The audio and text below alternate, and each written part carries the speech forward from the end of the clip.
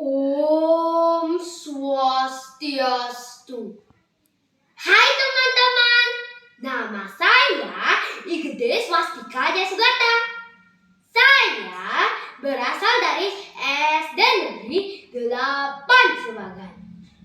Saya duduk di bangku kelas 4. Dan hari ini saya akan menceritakan sebuah kisah yang berasal dari Minang. Kisah tersebut berjudul Malin Kundang. Dan tanpa berlama-lama, mari kita dengarkan kisahnya. Pada suatu hari, di sebuah pantai bernama Pantai Air Manis, ada sebuah rumah yang ditinggali oleh dua orang. Dua orang tersebut adalah seorang ibu dan seorang anak. Seorang ibu tersebut bernama Mande Rubaya dan anaknya bernama Malin Kundang. Malin Kundang tumbuh menjadi anak yang sangat rajin dan penurut. Ia juga sangat disayangi dan dimanjai oleh ibunya. Walaupun Malin Kundang sangat rajin dan penurut, ia terkadang memiliki sifat nakal. Pada suatu hari, Malin Kundang pun mengejar ayam jago milik Datuk Firman dan menangkapnya. Ayam jago tersebut merasa terganggu dan akhirnya mematuk lengan kanan Malin Kundang.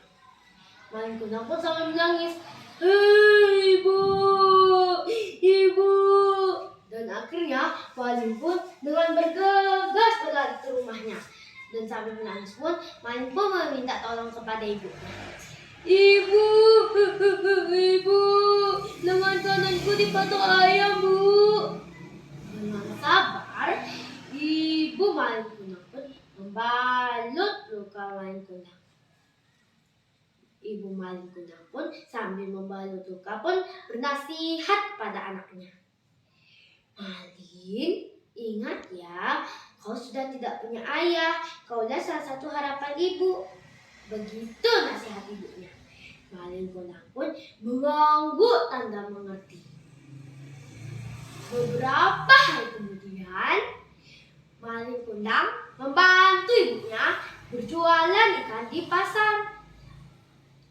Pada saat Malin sedang membantu ibunya, tiba-tiba Malin dikejutkan oleh seseorang bapak-bapak. Seorang bapak tersebut bernama Saudagar Ali. Ia adalah salah satu orang terkaya di Pantai Air Manis. Saudagar Ali sudah menganggap Malin Kundang itu adalah anak kandungnya sendiri. Saudagar Ali pun berkata kepada Malin Kundang, "Malin, nanti kalau kamu sudah dewasa, Bapak ajak kamu ke negeri seberang. Nanti Bapak perkenalkan keluarga-keluarga Bapak di negeri seberang ya." Malin Kundang pun yang tahu dia akan diajak merantau pada saat besar nanti mengangguk tanda menyetujuinya.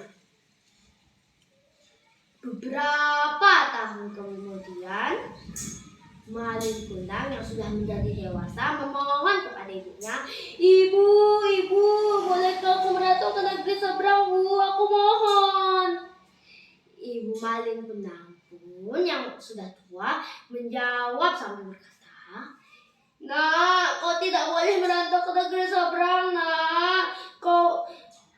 Ibu khawatir kau akan bernasib sama seperti ayahmu, Nak. Jangan pergi merantau, Nak." Malin Kundang pun sambil memohon berkata, "Ibu, aku memohon, Bu. Apa ibu tidak lelah bekerja tapi tetap miskin seperti ini?" Sambil menangis, ibu Malin Kundang pun berkata, "Baiklah kalau memang begitu keinginanmu, Nak. Beberapa hari kemudian, Malin Kundang dengan segera menyiapkan barang-barangnya untuk dibawa ke negeri seberang. Malin Kundang pun berpamitan kepada ibunya. Ibu, aku pamit dulu ya. Tolong doakan aku di sana agar aku sukses di sana. Ibu Malin Kundang pun menjawab, baiklah nak, hati-hati di sana ya. Tiba-tiba saudagar Ali pun berteriak kepada Malin sambil berkata, "Hei Malin, cepat naik ke kapal, kapalnya sudah mau berangkat." Malin Kundang pun dengan segera membawa barangnya dan tidak lupa berpamitan kepada ibunya, "Ibu, aku pamit dulu ya." Dan akhirnya Malin Kundang pun berhasil menaiki kapal itu. Malin Kundang pun menyapa ibunya sambil berkata, "Dah ibu, aku tidak akan pulang lama-lama bu." Akhirnya kapal yang dinaiki Malin Kundang berlayar ke lautan. Malin Kundang pun yang sedang merenung memikirkan nasib ibunya, tiba-tiba dikejutkan oleh suara gaduh di bawah. Malin pun melihat bagian bawah dan ternyata ada seseorang dengan pedang tajam sedang merampok barang-barang berharga yang berada di kapal. Malin pun dengan sangat takut akhirnya bersembunyi di keranjang bambu.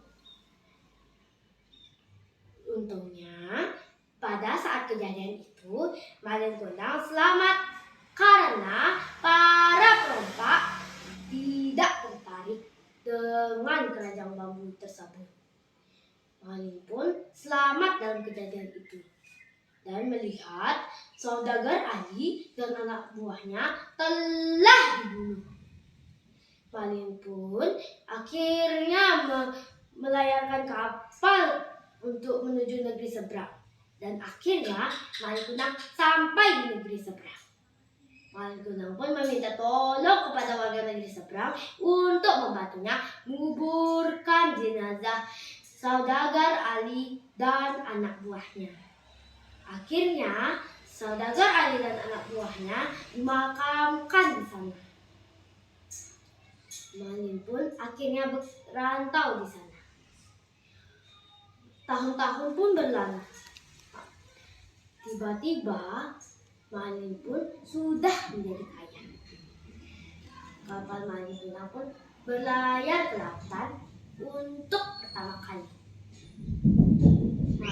Istri Malin Kundang pun yang sedang duduk di sebelahan sama Malin Kundang berkata, "Malin, apakah boleh kapal ini bersandar di pantai itu? Aku sedang menginginkan makan ikan segar, Malin. Aku mohon." Malin pun yang tidak ingin menolak keinginan istrinya yang dia sangat sayangi tersebut akhirnya menyuruh nahkoda kapal, "Cepat Pak Nahkoda, tolong sandarkan kapal ini ke sana." Dan akhirnya kapal Malin Kundang bersandar di pantai tersebut. Dan keluarlah orang dengan badan besar dan gagah dan berkata, "Minggir, minggir, saudaranya mau lewat, minggir, minggir." Ibu Malin Kundang pun yang sedang melakukan aktivitas sehari-hari dikejutkan dengan nama anaknya yang dipanggil oleh seseorang. Dan Ibu Malin Kundang pun segera menerobos kerumunan tersebut dan akhirnya sampai di sebelah kapal. Tiba-tiba keluarlah seseorang dengan pakaian yang cantik disinari matahari dan seorang perempuan yang sangat cantik. Pemuda tersebut sangat tampan dan gagah.